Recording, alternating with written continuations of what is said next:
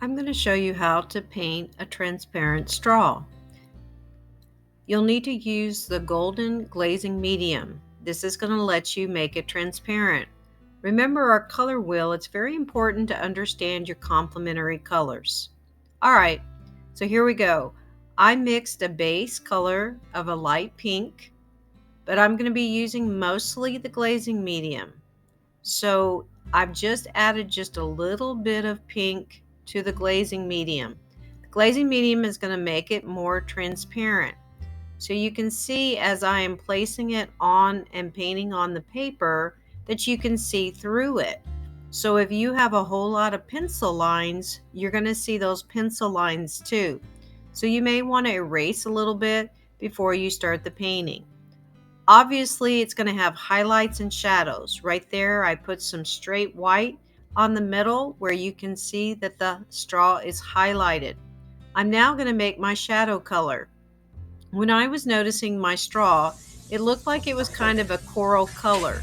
So I'm mixing the cool red, the warm red, the blue, and even some yellow to get the color that I need for my shadow. So you can kind of see in the picture that the straw has multiple colors. You can see some violets in it. You can see some pinks. You can almost see some oranges. So that's what I'm doing is I'm mixing my shadow color. My shadow color, I'm going to have to go over more than once. Remember that the more contrast, the more 3D. So here I'm going in and I'm putting in that shadow color towards the base. In the center, you can see that bright highlight. So I'm going to have to go back and add more highlight. The straw has multiple areas where you're seeing kind of a line running through it. Sometimes that line is a bright highlight. Sometimes that the line is a shadow on the edge. You're going to want to paint each section. So I've started the first section and now I'm painting the second section. What this will do is it'll give me more time to blend in that area. I don't want to paint the whole thing in one stroke. I want it to look like it is twisting. So for it to twist, I've got to take each part and dissect each part. Again, I'm adding more white highlight because the problem is sometimes when paint dries, you can't see the color very well. So again, I'm starting with my base of mostly glazing medium with a little bit of pink. Now I'm going in and I'm adding more contrast on my shadow. So again, you are working back and forth. It's just not a one and a done. You're looking and you're noticing where are those brightest brights? Where are those medium tones? And where's the darker colors?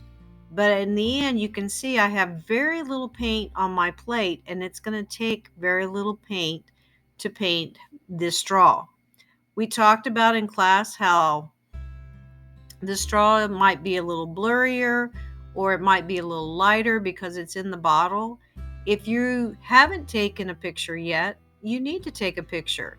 Just drill a hole in the pop bottle and put your silly straw in at about the angle, approximately the angle that you have in your drawing.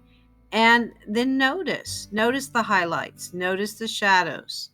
Again, I keep going back in and I'm adding more detail.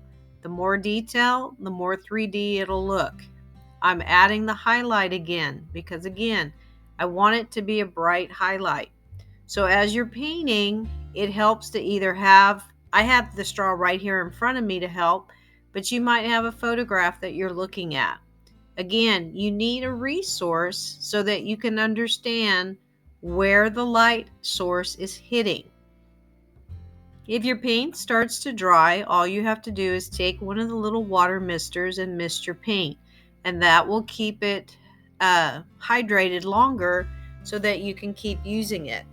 Remember to store your paints. You're going to want to put a paper plate on top, and then you're going to want to put a wet paper towel in the bag.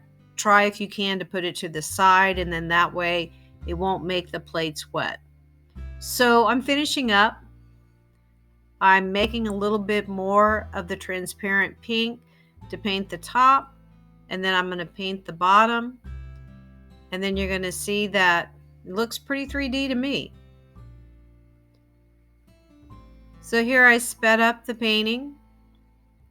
So you can see I'm keep mixing some shadow, keep mixing some transparent. I'm using both cool red and warm red because when I look at the straw, I almost see kind of a coral color, which is like a coral color would be like a light red orange. So that's what I'm seeing. Again, you need a water dish. You need your paint brushes. I'm using a round paintbrush on this one.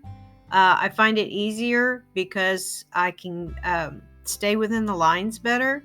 The straw that I'm working on right now, you can see that I'm putting a shadow to the right. There's more of a highlight in the center. So I'm going to come back and add more highlight. But again, now a lot of you might understand a little bit better that it is transparent.